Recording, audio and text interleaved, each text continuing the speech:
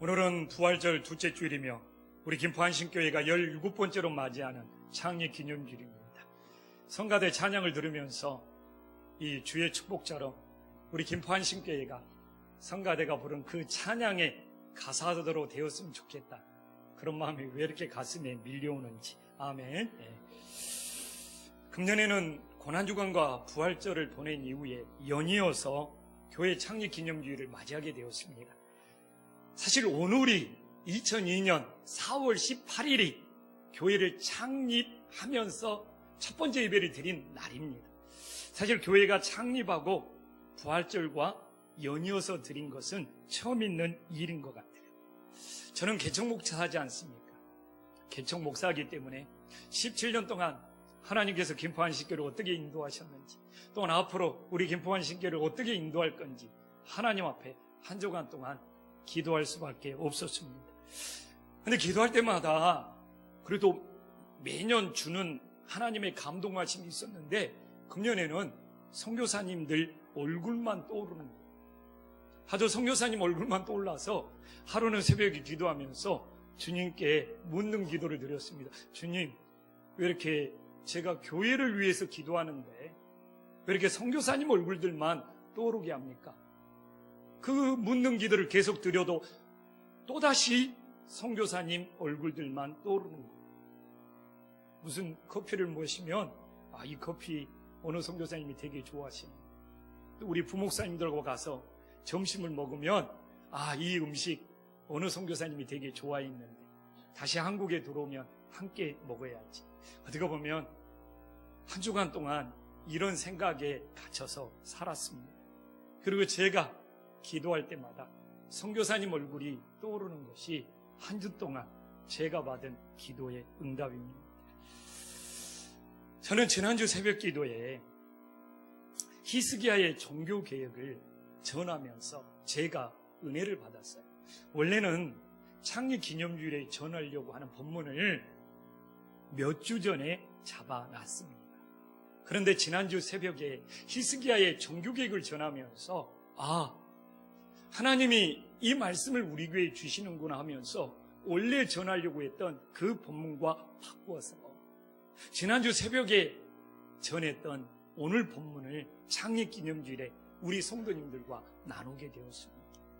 오늘 본문에서 하나님께서 히스기야 왕을 인도하셨듯이 우리 교회를 어떻게 인도하시는지 깨닫고 우리들이 순종할 수 있는 복된 성도들이 될 수 있기를 간절히 소망합니다. 오늘 본문에 히스기야가 유월절, 무교절을 지키는데 13절에 보면 매우 많은 사람들이 모였다고 나와 있습니다. 예루살렘에 많이 모이니 매우 큰 모임이라. 근데 이 큰 모임이 저절로 이루어지는 것이 아니에요. 우리는 그냥 본문 보니까 많은 사람들이 모였네. 여기에는 히스기야의 6절을 보면 히스기야의 열정이 있었어요. 히스기야 왕이 보발꾼들을 보내가지고 이스라엘과 유대 온 지역에 여호와께로 돌아와서 하나님 앞에 유월절을 지키면서 예배를 회복하자는 히스기야 왕의 간절한 열정이 있었습니다. 모든 성도들이 순종하면 얼마나 좋겠습니까? 그런데 두 가지 반응이 있었어요. 이 히스기야가 유월절을 통해서 여호와께 돌아와 예배를 해보고자 했을 때 10절에 보면 어느 시대나 마찬가지예요. 그걸 조롱하며 비웃는 무리들이 있었습니다.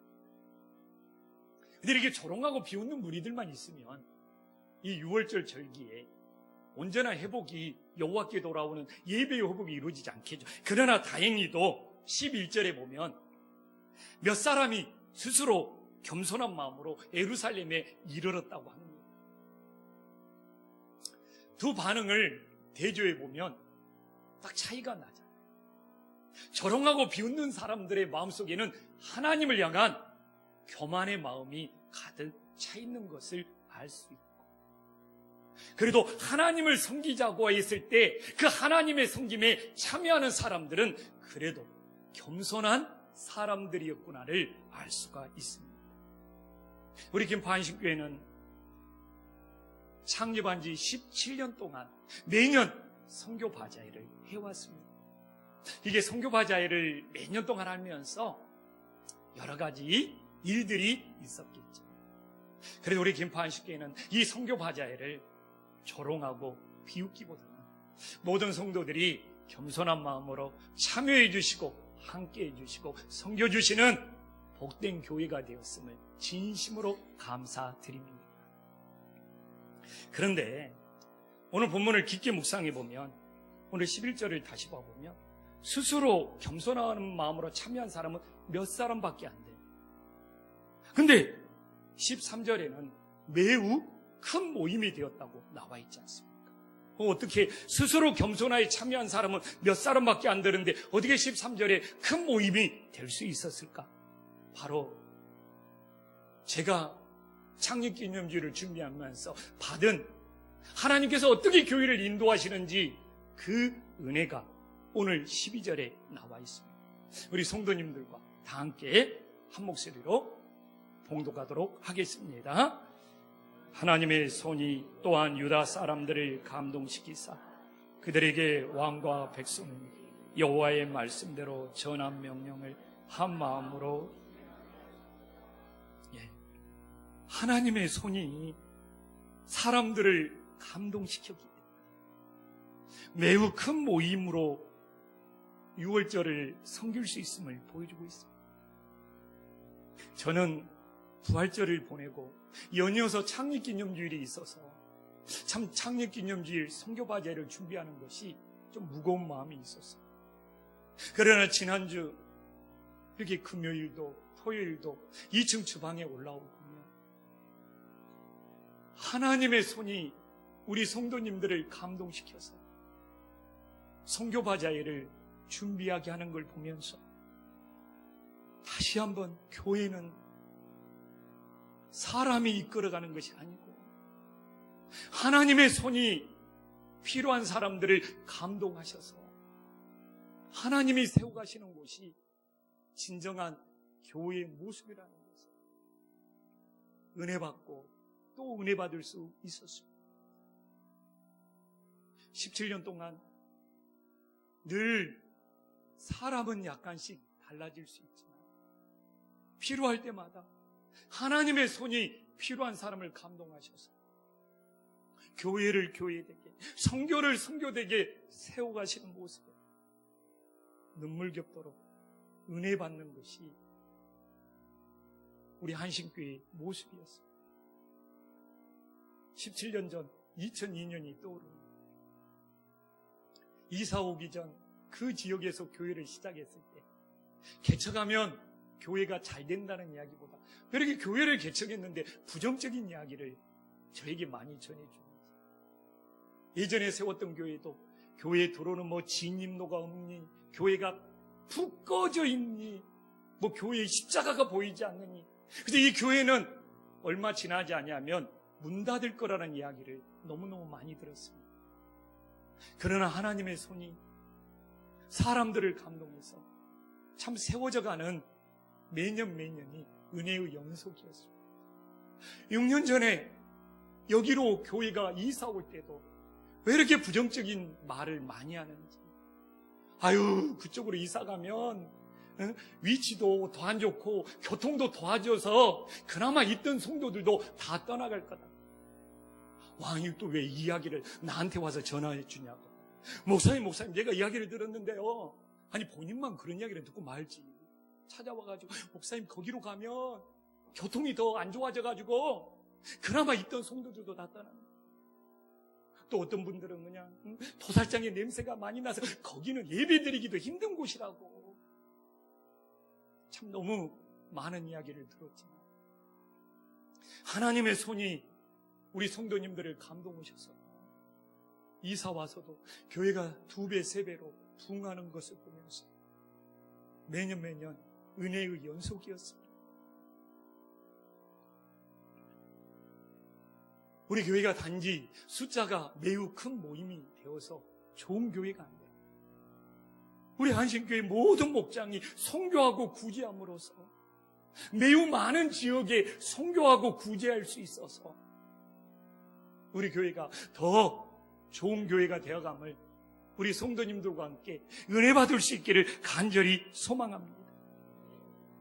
그래서 제가 교회를 창립하고 이 17주년에 우리 성도님들에게 확신 있게 말할 수 있는 것은, 교회는 사람이 이끌어가는 것이 아닙니다. 우리가 하나님께 방향만 맞추면 하나님이 그때그때 필요한 사람들을 감동시켜서 하나님의 손이 이 교회를 인도해 가는 것이 우리 교회의 체험이요, 우리 교회의 간증이 될 수 있기를 간절히 소망합니다. 오늘 본문에서 히스기야 왕이 유월절을 지켰습니다. 근데 이들이 유월절을 지키면서 지금 가장 초점을 맞추고 강조하는 것은 무엇입니까? 바로 성결입니다.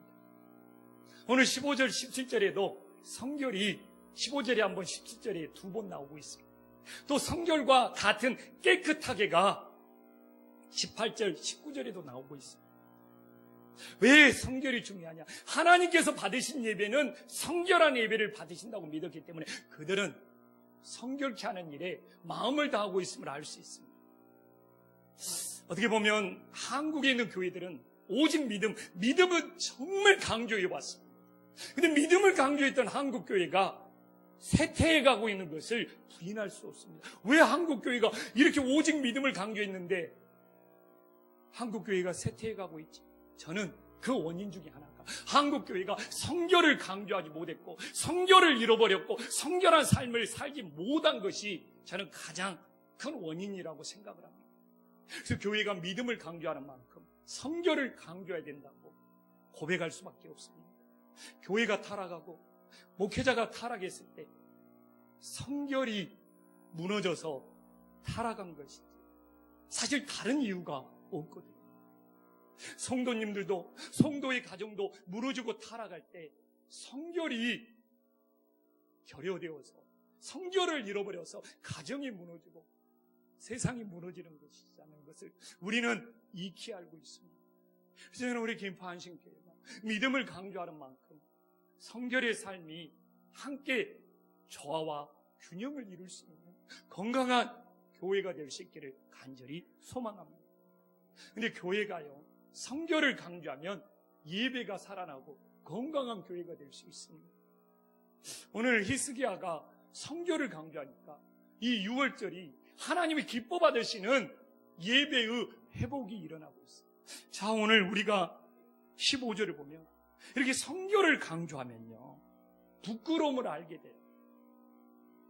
유월절 양을 잡으니 제사장과 레위 사람들이 부끄러워하여 성결하게 하였다. 이처럼 성결 신앙은요, 하나님 앞에 자신의 부끄러움을 알고 회개하도록 만든다는 거예요. 오늘 대제사장과 오늘 이 레위인들은 내로남불은 아니잖아요. 뭐 유대 백성들에게 당신들 성결하십시오, 뭐 부끄러움을 하십시오 이렇게 하지 않고 자신들이 먼저 하나님 앞에 부끄러움을 알고 이렇게 성결하게 하는 은혜의 역사가 일어났음을 보여주고 있습니다.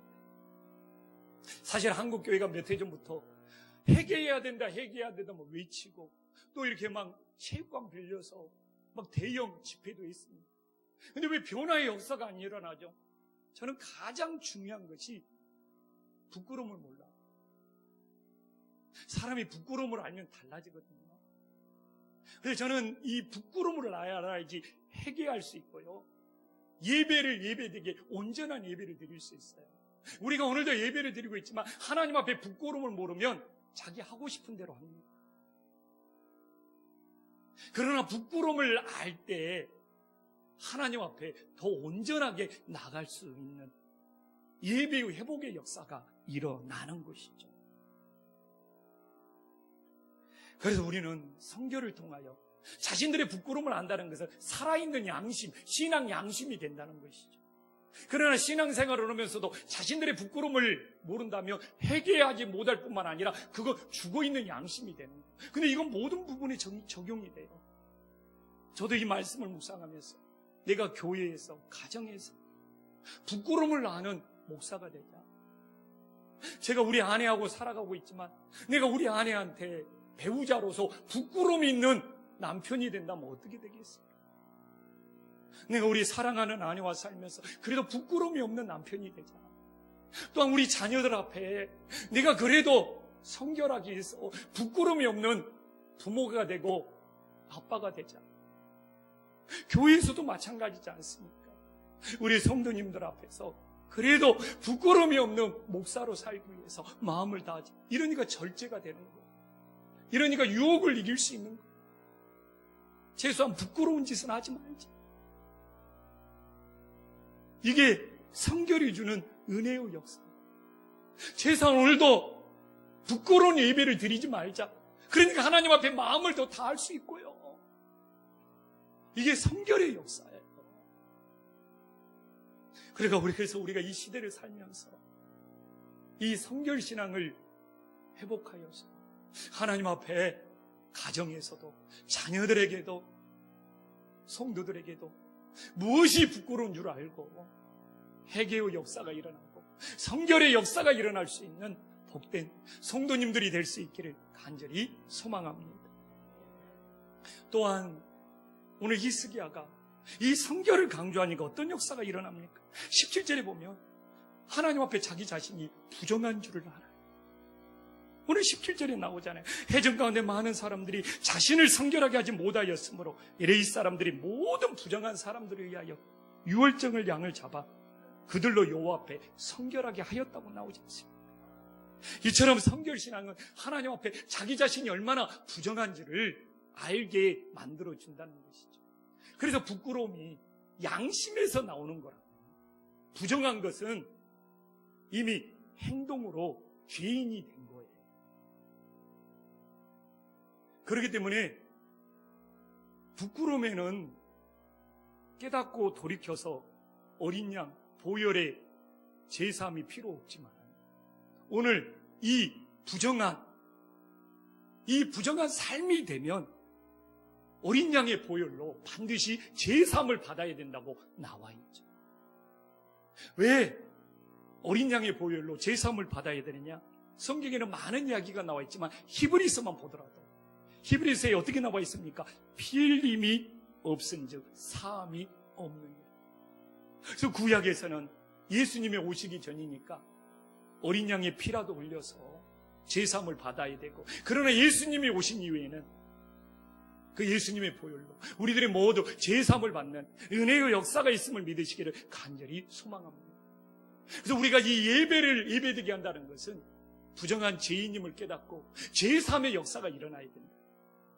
근데 한국교회는요, 이 예수님의 보혈이 제사함을 강조하는 데보다도 좀 다른 곳에 많이 쓰였어요. 한국교회 참 예수님의 보혈을 강조 많이 했습니다. 근데 어디에 더 예수님의 보혈을 집중적으로 사용했냐? 신유의 역사가 일어나라, 치유의 역사가 일어나라, 이럴 때 예수님의 보혈을 더 많이 가져다 사용했습니다. 그래서 부정한 죄인들이 제사함 받는 이 본질, 예배의 본질이 약화된 거예요.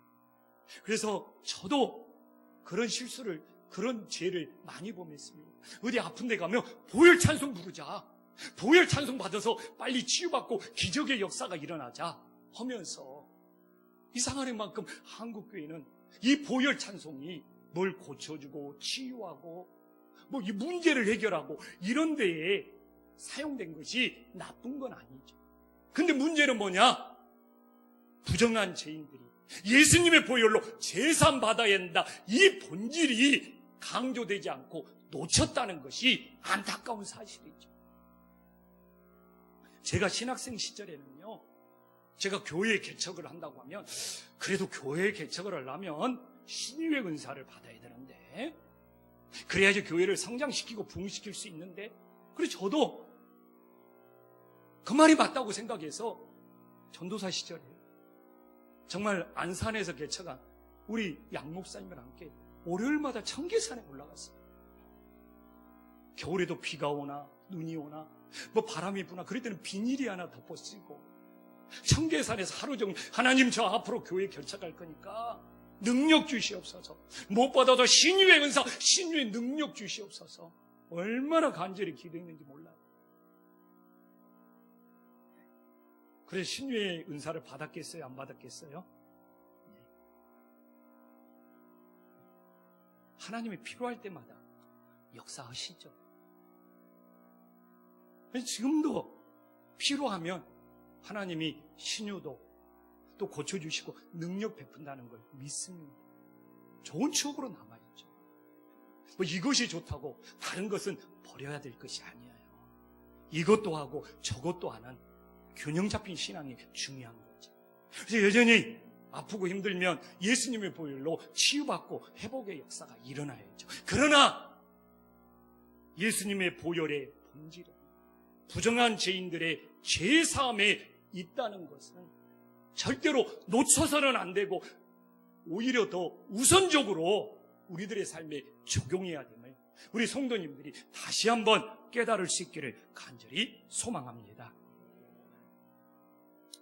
또한 성결신앙은 어떤 규례보다도 하나님께 구하는 중심을 더 중요하게 여기더라고요. 오늘 18절 봐보십시오. 6월절 규례를 어겨버렸어요.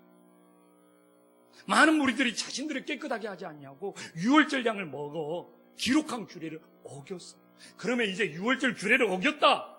너희들은 정죄받고 너희들은 심판받아야 되는데 히스기야 왕은 달랐어. 하나님께 그들을 사하여달라고 간절히 기도했어. 왜 히스기야 왕이 하나님께 사하여달라고 기도했습니까? 오늘 19절에 나와요. 우리가 색칠한 부분만 한 목소리로 읽어보겠습니다. 시작. 결심하고 하나님 곧 그의 조상들의 하나님 여호와를 구하는 사람들. 여기. 말씀을 사모하시는군요. 봐보십시오. 규례를 어겼는데 그 결심이 여호와께 구하는 중심이 있으면 오늘 20절 봐보십시오. 하나님이 어떤 결론을 내렸는지 나옵니다. 여호와께서 히스기야의 기도를 들으시고 백성을 고치셨더라. 규례를 어겨도 여호와께 구하는 결심, 여호와께 구하는 중심이 있습니다. 하나님께서 허락해 주신다는 것을 오늘 본문은 히스기야를 통해서 우리들에게 분명히 보여주고 있습니다. 그런데 지금 한국교회 추세가요, 교단 총회를 하고 무슨 이렇게 하면 자꾸 규례들을 만들어요. 그래가지고 규례를 어겼느니 규례를 지켰느니 법이요 법이오면서 따지고 논쟁하고 갈등하고 있습니다. 규례도 필요해요. 김포 한신교회도 이 교회를 운영하기 위하여 최소한의 규례는 필요합니다. 그러나 문제는 그 규례가 하나님께 구하고 하나님께 열심낸 걸 통제하고 억압해서는 안 되는 것이죠. 이게 예수님 당시 바리새인으로 돌아가는 거예요. 그래서 저는 지난주 새벽에 이 본문을 보면서 우리 김포 한신교회는 자꾸 규례를 만들어서 지켰네 안 지켰네 따지고 논쟁하는 교회가 아니라 교회를 운영하는 기본적인 최소한의 규례는 있대. 누구든지 선교를 결심하고 구제를 결심하고 하나님께 구하는 결심을 하면 그걸 오히려 기도해주고 지원해줄 수 있는 그런 은혜로운 교회가 될 수 있기를 간절히 소망합니다. 교회를 흔들지만 않으면 규례를 따지는 것이 무슨 의미가 있습니까? 그래서 저는 오늘 지난주 새벽에 히스기야를 다시 생각했어요. 이야, 그래서 우리도 선교하는 일에는 구제하는 일에는 여호와께 구하는 일에는 뭐 절차니 규례니 보고를 했느냐 안 했느냐 오늘 규례는 어겼을지 여호와께 구하는 그 결심, 여호와께 구하는 그 중심을 보고 오히려 히스기야가 기도해주고 그들의 마음을 존중해줬던 그런 은혜의 역사가 일어날 때 우리 김포 한식교회도 더욱더 좋은 교회가 됨을 다시 한번 깨달을 수 있기를 간절히 소망합니다. 그래서 우리가 교회를 운영하기 위해서 최소한의 규례는 낮추지만 앞으로도 선교하고 구제하고 여호와께 구하는 일에는 오히려 이 규례들이 그걸 더 기도해주고 밀어주고 지원해주는 복된 교회가 될 수 있기를 간절히 소망합니다. 기도하겠습니다.